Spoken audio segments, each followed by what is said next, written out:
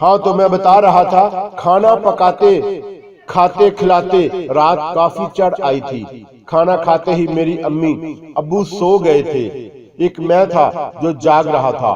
مجھے نیند نہیں آ رہی تھی، عجیب بے قراری تھی، کروٹیں بدلتا رہا لیکن بے چینی برقرار رہی۔ کوئی ایسی کشش تھی جو مجھے تڑپا رہی تھی اور گھر سے باہر کو جانے کے لیے اکسا رہی تھی۔ پھر وہی ہوا، بے اختیار میرے قدم باہر کو اٹھ گئے اور میں گھر سے نکل کر جنگل کی طرف چل پڑا۔ گھنا جنگل، چار سو خاموشی ہی خاموشی، ہر چیز ساکت دکھائی دے رہی تھی، جیسے اس زمین پر کوئی روح ہی ہے ہی نہیں۔ کالی رات نے ماحول کو خوف زدہ کر دیا تھا۔ چاند ستارے تو کبھی کبھار دیدار کراتے تھے، جیسے بچے بچپن میں آنکھ مچولی کا کھیل کھیلتے ہیں۔ جنگل نے اندھیرے کی بکل اوڑھ رکھی تھی، لیکن سفید دودھیا سی روشنی میرے گھر سے جنگل کی طرف بہت دور تک چلی جا رہی تھی۔ کالی اندھیری رات میں وہ روشنی بڑی دل فریب لگ رہی تھی۔ روشنی اتنی تیز تھی کہ زمین کے سینے پر پڑی چھوٹی سی چھوٹی چیز بھی واضح دکھ رہی تھی۔ میں اس روشنی میں دیوانہ ہوا جا رہا تھا، اس کی مدہوشی میں کھو سا گیا۔ روشنی کو پکڑنے کی چاہا اس کے پیچھے چپ چاپ چلا جا رہا تھا۔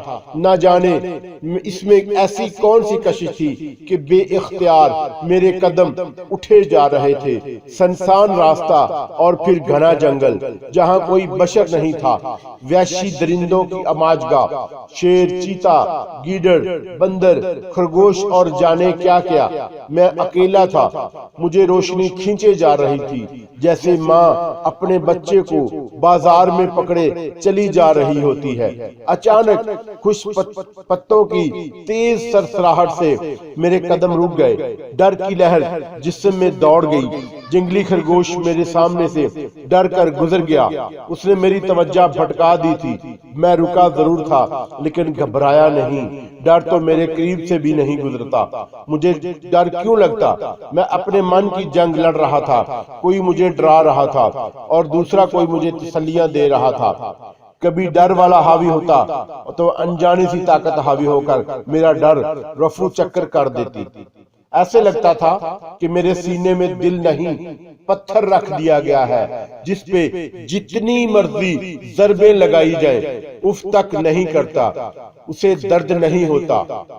نہیں، میں ایسا نہیں تھا۔ میرے سینے میں پتھر نہیں، گوشت پوشت کا دل ہے۔ اگر میرے سینے میں پتھر ہوتا تو میرے اندر رحم والا عنصر کبھی نہ ہوتا۔ میں انسان نہیں، درندہ ہوتا۔ لیکن میں تو انسان ہوں، اپنوں کے کام آنے والا، دشمنوں کے ساتھ محبت سے پیش آنے والا، امن پھیلانے والا، محبت کا درس دینے والا۔ میں بھلا سخت گیر کیسے ہو سکتا تھا؟ واقعی میرے سینے میں گوشت پوست کا دل ہے جو رب رحمان نے مجھے نوازا ہے۔ یہی وجہ تھی کہ وحشی خون خوار جانوروں کے ساتھ بھی ہمدردی سے پیش آتا۔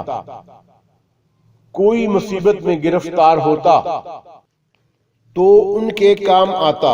رب تعالی نے مجھے بے مثال اور انمول چیز دل سے نوازا تھا۔ یا اللہ تیرا شکریہ۔ چلتے چلتے میرے قدم اچانک رک گئے۔ سامنے جو منظر تھا اس نے مجھے حیرت میں مبتلا کر دیا۔ کانٹوں بھری جھاڑیاں تھیں اور ان سے تھوڑے فاصلے پر کالا مشکی ناگ پھن پھیلائے ادھر ادھر دیکھ رہا تھا۔ اس کے لب خون آلودہ تھے، جیسے کسی دشمن سے دو ہاتھ کر آیا ہو، اپنے دشمن کو پایا انجام پہنچا آیا ہو۔ نہیں، اس کی بے قراری دیدنی تھی، بے چینی سے اس کے ارد گرد محور رقص تھی۔ بدحواسی میں کبھی دم کی طرف دیکھتا تو کبھی نیلے آسمان کی طرف۔ ایک نظر جھاڑیوں کی طرف ڈال لیتا تھا، جیسے دشمن جھاڑیوں میں چھپا بیٹھا ہو، مگر اس سے دشمن کیسے چھپ سکتا ہے؟ مجھے یوں لگا جیسے کسی ہمدرد کی تلاش میں ہو۔ اس کی بے قراری میں محسوس کر سکتا تھا، وہ کسی مصیبت میں تھا۔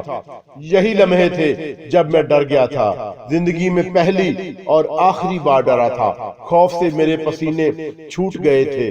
میرا رواں رواں کانپ اٹھا تھا، میں تھر تھر کانپنے لگا تھا جیسے مجھے سردی لگی ہو اور میرے جسم پر کپڑے تک نہ ہو۔ سامنے وحشی سانپ پھن پھیلائے بیٹھا تھا اور دوسرا راستہ کوئی نہیں تھا۔ میں اختیار کرتا۔ مزے کی بات تو یہ تھی کہ جس روشنی کی چاہ میں گھر سے نکلا تھا یہی ختم ہو رہی تھی۔ آگے کا منظر ڈرا دینے والا تھا۔ میری منزل کہاں تھی نہیں معلوم، بس کسی پاگل کی طرح گھر سے نکل آیا تھا اور اب نہ پیچھے ہٹ سکتا تھا اور نہ آگے بڑھ سکتا تھا۔ پیچھے گپ اندھیرا تھا اور سامنے دشمن ڈسنے کو بے تاب بیٹھا تھا۔ میں ڈر گیا۔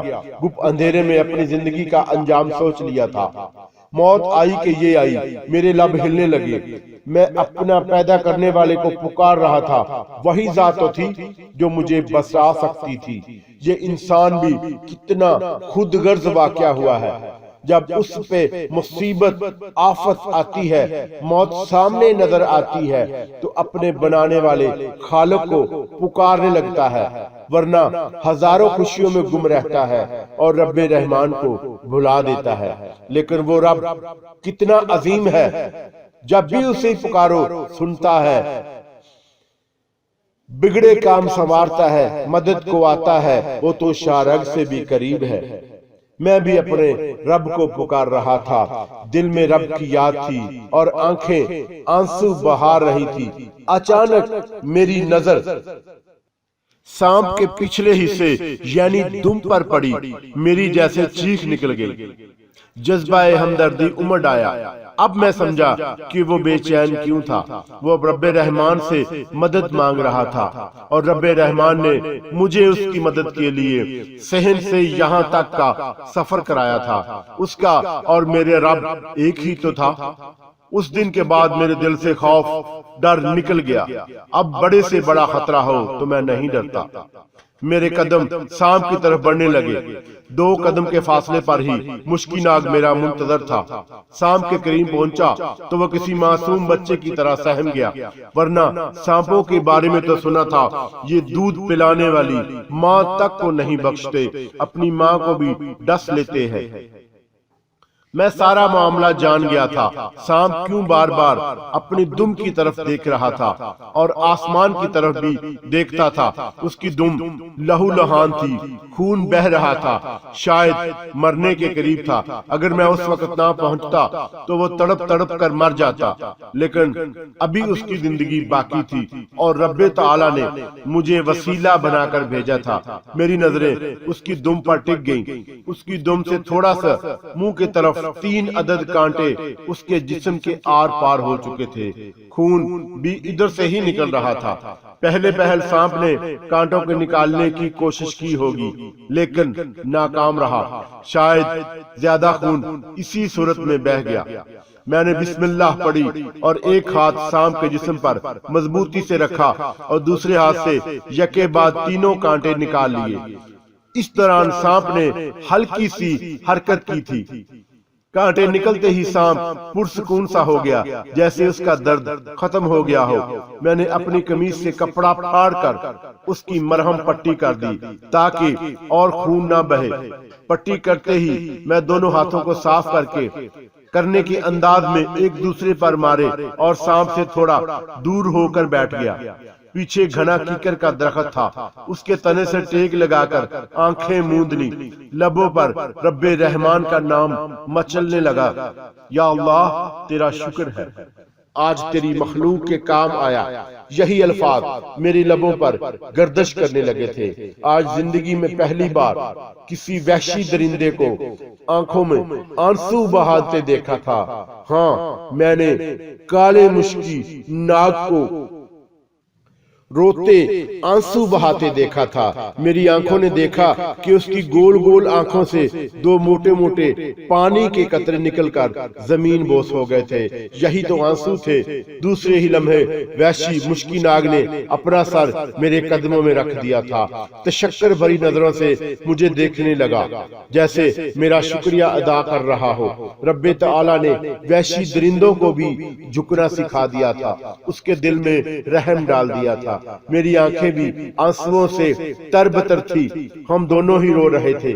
کیسا منظر تھا، نیلا آسمان خاموش کھڑا مسکرا رہا تھا، ملائکہ جیسے ہمیں مبارکباد دے رہے تھے۔ میرا دل خوش تھا، رب رحمان نے امتحان سے سرخ رو کر دیا تھا۔ میں نے کالے ناگ کو اپنی باہوں میں بھر لیا، محبت اور چاہت کے جذبوں سے سرشار ہو کر کتنی دیر سام کے جسم کا لمس اپنے اندر اپنی روح تک محسوس کر رہا تھا۔ میں پرسکون ہو گیا، میری روح تک سرشار ہو گئی، میں اپنی سکی اولاد کی طرح اسے پیار کر رہا تھا۔ آج کے